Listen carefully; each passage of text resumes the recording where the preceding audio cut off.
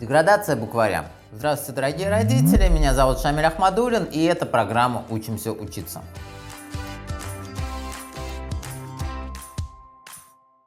Не так давно я сделал пост в ВКонтакте, где описал и сравнил два букваря. Старинный букварь 1955 года, вот этот, и современный фэгосовский букварь, и сравнение оказалось нерадужным и не в пользу современного букваря. Многие подписчики просили меня сделать видеообзор, и, соответственно, я его делаю. Мы по пунктам сравним букварь 1955 года, и вы сравните тот букварь, который сейчас у вашего ребенка. Я специально не стал выбирать какую-то определенную книгу, какой-то определенный учебник для того, чтобы не быть обвиненным в черном пиаре. То есть сравнивайте, смотрите буквари азбуки своих детей и, соответственно, сами делайте выводы. Итак, поехали. Итак, у меня в руках букварь 1955 года. Это переиздание, полностью тот же самый букварь, просто ребята переиздали его в том же виде. И давайте по пунктам разберем, в чем большой плюс этого букваря по сравнению с современными. К слову, с чего я начал вообще разбираться в букварях?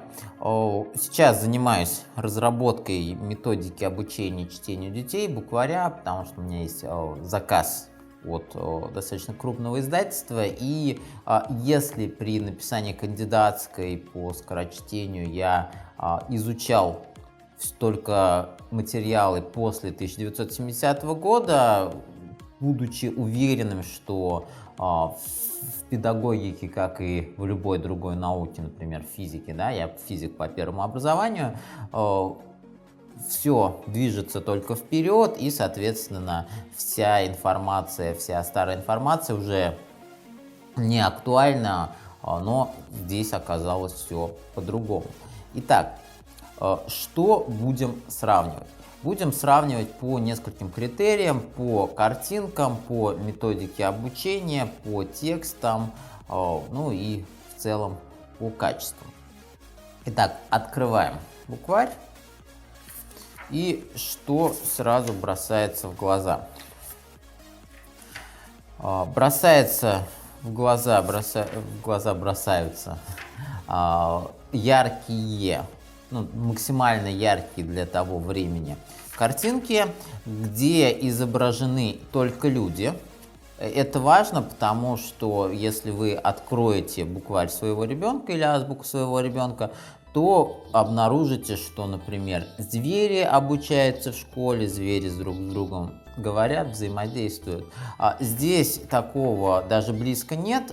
Здесь люди, и люди занимаются какой-то продуктивной деятельностью. Не только работают, но и развлекаются, катаются, занимаются спортом и так далее. Если открыть какой-нибудь современный букварь и посмотреть картинки, то, соответственно, в посте своем показывал, зачастую встречаются картинки вида там, мальчик с девочкой играли, все игрушки разбросали. То есть это пример явно непродуктивной, неконструктивной деятельности, да, то есть чему это обучает ребенка? Да, в принципе, особо ничему. То есть тому, что можно разбросать игрушки, и ничего тебе за это не будет.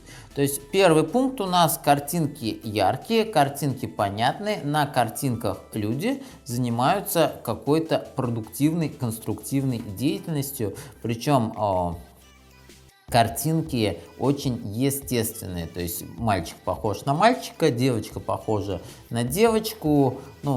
Понятно, что есть исторические особенности, да, автомобили, танки и так далее, и важно учесть, что практически никакой пропаганды, несмотря на то, что это 1955 год, нет. В конце единственное можно увидеть картинки демонстрации, и некоторую информацию про Ленина и про Сталина. Проговорили про картинки, теперь проговорим про тексты.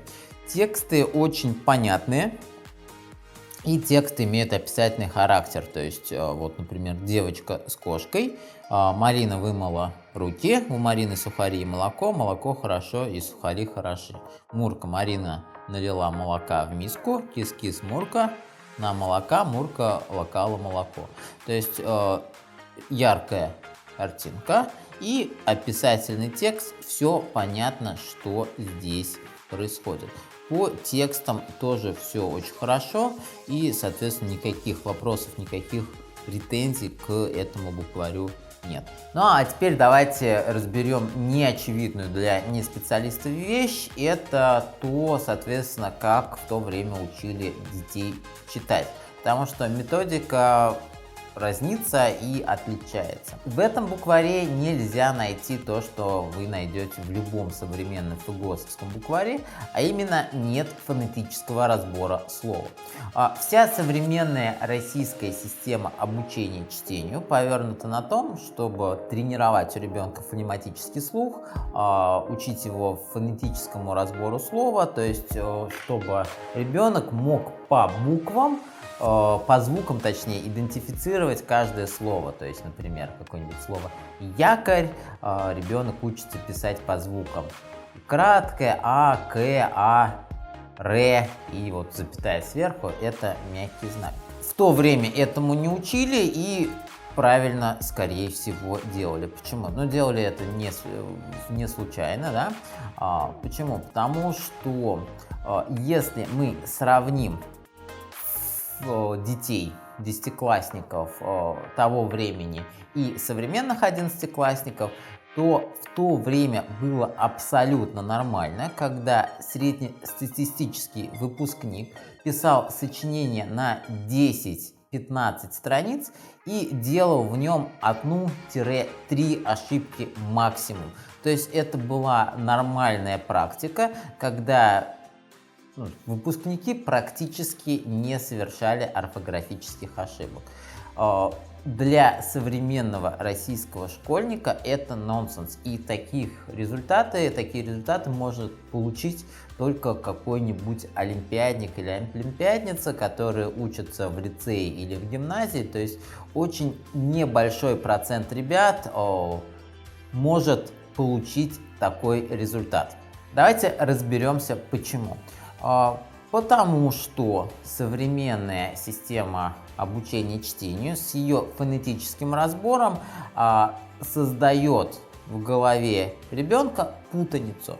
С одной стороны, у него есть буквенное написание слова, да, например, раз уж мы взяли это слово, якорь, р, мягкий знак. С другой стороны, его тут же учат фонетическому разбору. И краткое а, к, а, ре, и вот запятая сверху, смягчение буквы ре, да. И в голове ребенка происходит диссонанс. То есть у него с одной стороны буквенное написание, с другой стороны звуковое, фонетическое написание, да, и, соответственно, ребенок начинает писать так же, как слышит. К улучшению чтения это не приводит, к ухудшению грамотности это, естественно, приводит. Причем уровень понимания текста в то время был сильно выше. Такая методика обучения чтению появилась не так давно, это 80-е и 90-е годы. Ну, вспоминая свое детство, я также учился по этой методике, то есть фонетический разбор слова мы делали. У меня также отвратительная орфография, то есть мне приходится даже те посты, которые я пишу, проверять специальными сервисами, либо проводить через корректоров, да, то есть я пишу неграмотно и практически не могу эту проблему для себя решить. Теперь давайте подведем итоги по букварю. Фактически, что можно сказать? Можно сказать, что за 70 лет букварь в российской системе обучения только деградировал.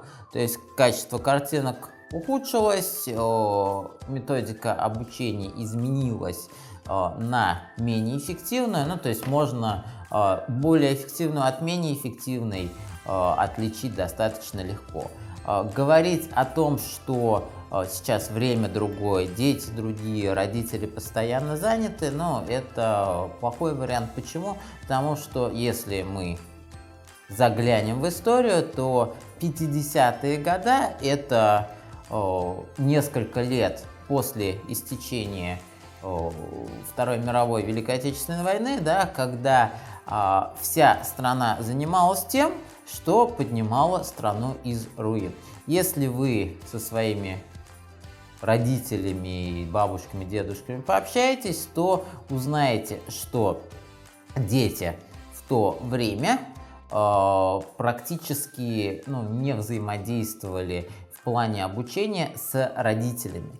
То есть полностью школа занималась обучением детей всем навыкам, чтению, письму и так далее. Родители работали на работе, если не 12, то более 8 часов в сутки и полностью были заняты, и никакого времени для, соответственно, выполнения домашних заданий с ребенком у родителей не было. Спросите своих знакомых, бабушек и дедушек, соответственно, чтобы сделать выводы и решить, верить мне или не верить.